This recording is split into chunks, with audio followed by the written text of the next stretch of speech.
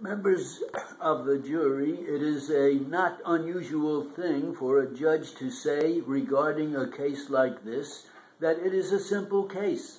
It is very unusual for me to say that sort of thing because I realize if there were a contract before you, you could have in writing what was the expression of the mind of the two parties.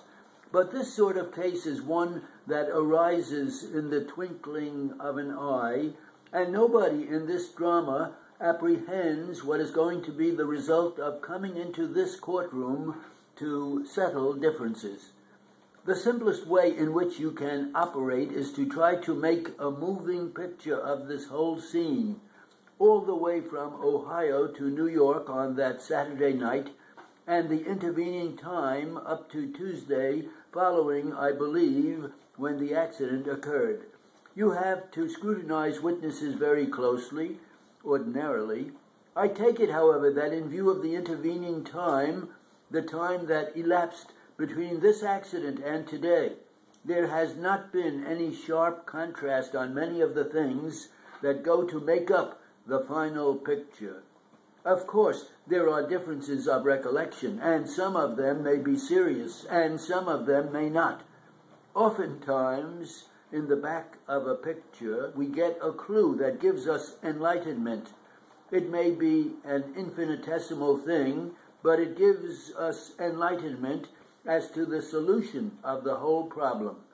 Here, you have heard about the suitcase, and you have heard about the purpose of the visit of both husband and wife on Tuesday afternoon. And there are many things that have been uttered here, one of which may enable you to find out just what the status of that woman was in that garage that afternoon, which is the pivot upon which this whole question revolves. During the course of the trial, I have had to decide upon motions and objections, but that is not, or rather, that is on my side of the court. The facts are yours.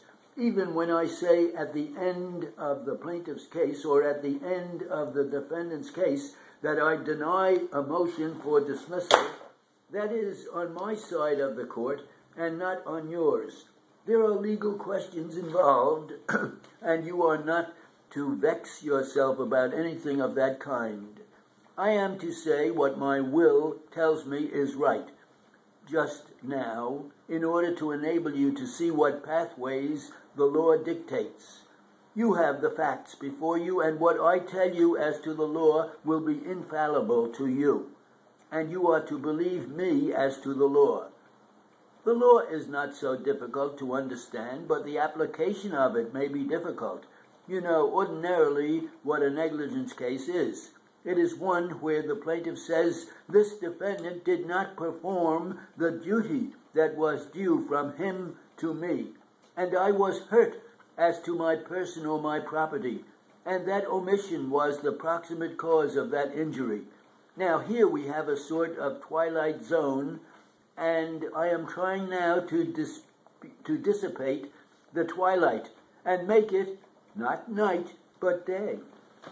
However I succeed is a matter of conjecture. This woman comes before you and she tells her story.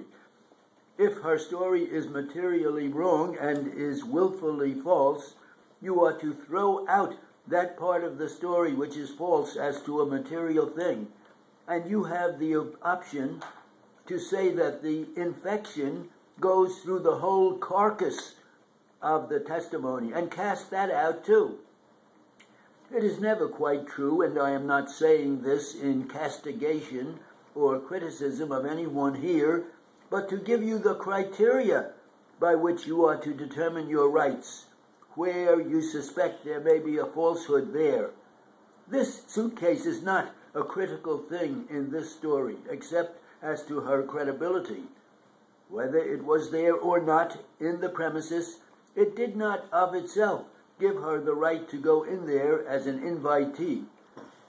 In addition, it is one of those important things to remember as a clue to the truth of a whole story. On the other hand, Had she the right to assume, because her husband was working there, that she was an invitee, which I will explain to you in a minute? She had no right to go into the premises as an invitee because her husband was working there, but she claims she was invited. She was not invited on the business of the defendant, but if she was invited on business of her own. An invitee who was injured there is not in the same category as one we call a licensee who may be invited too. But one who is not there of her own business, if she is invited, goes in there by a license. And that license involves this, that there is reasonable care to be shown by her and reasonable care to be shown by the defendant as to these active things.